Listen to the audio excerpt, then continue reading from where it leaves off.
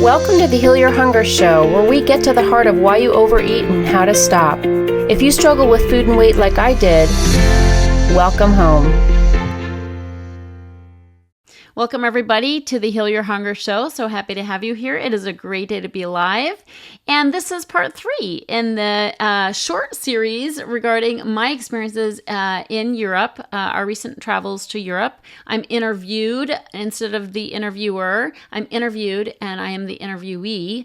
And the person interviewing me is my guy, Jeroen. So I hope you enjoy hearing from him. He's quite good at this.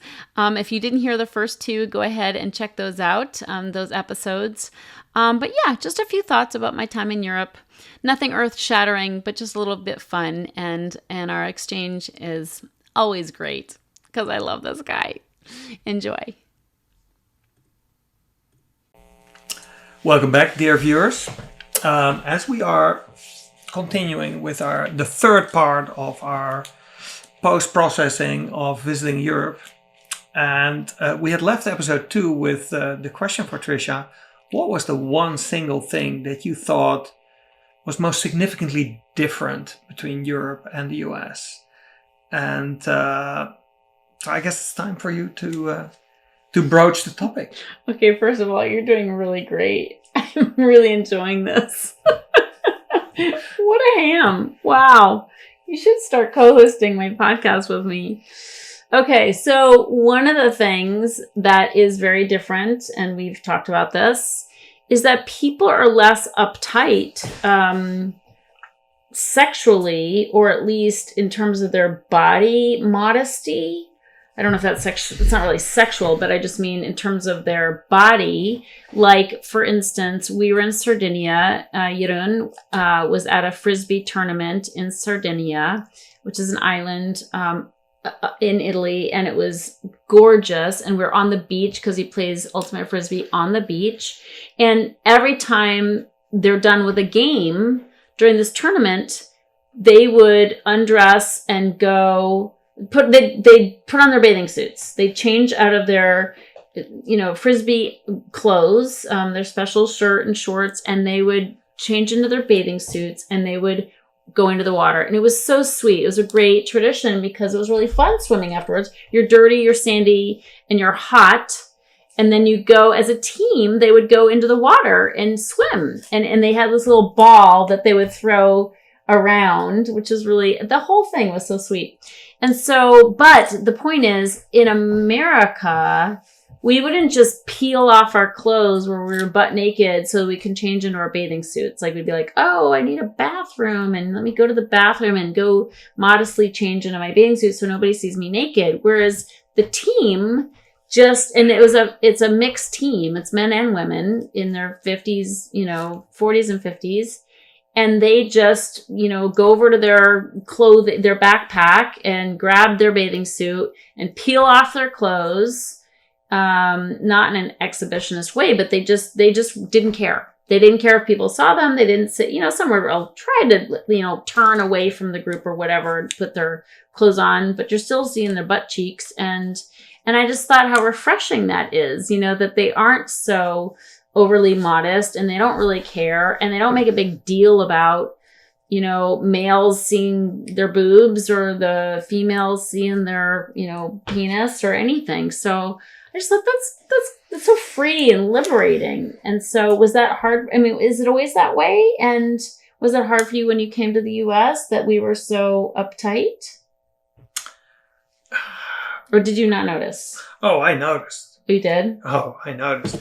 Yeah, the US, it's one of the things I noticed in the US. And it's as somebody from Northern Europe, there's a lot of things in American culture that feel very familiar. And in part, it's because so much of our entertainment when I grew up came from the US. We watched American TV series. We listened to American music. And so going to the US, on the one hand, feels incredibly familiar until it doesn't.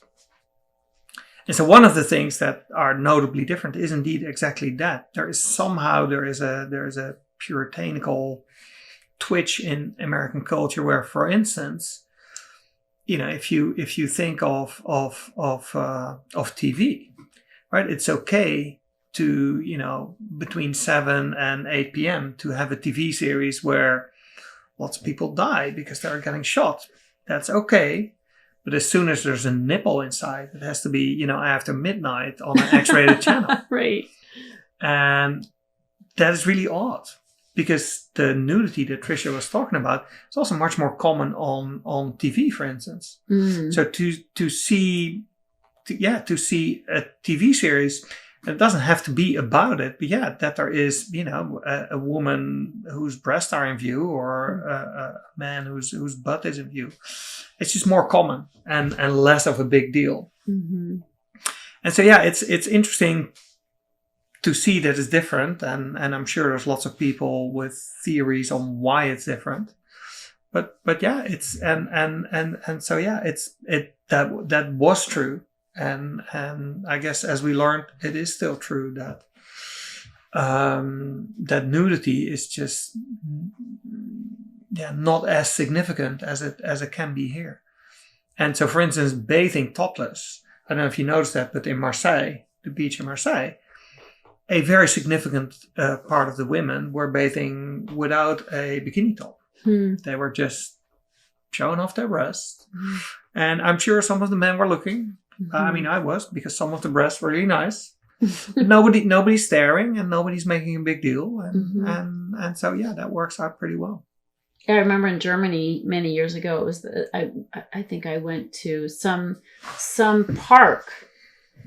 It was just a park. It wasn't a beach. We were in Munich, and there was women were absolutely sunbathing without tops. Right. And I think that's really nice. It's just kind of freeing that you don't have to be so careful about covering up, or that you can be, there's nothing wrong with having your breasts showing. So it's just a different culture. We're not that way in the U.S. No. But there's nothing wrong with it. There's nothing wrong in my with it. opinion. Well, that's good. If it's not being sexualized. Yes. No, that's right. And so, of course, it only takes one person to ruin the whole thing. Right. One creepy guy. Right. Makes you want to put back your top back on. Right. Yeah. Anyway, we've run out of time. And next episode, we can talk more about male nudity. But for now, this is it. Have you heard? The Make Peace with Food event is coming up just around the corner.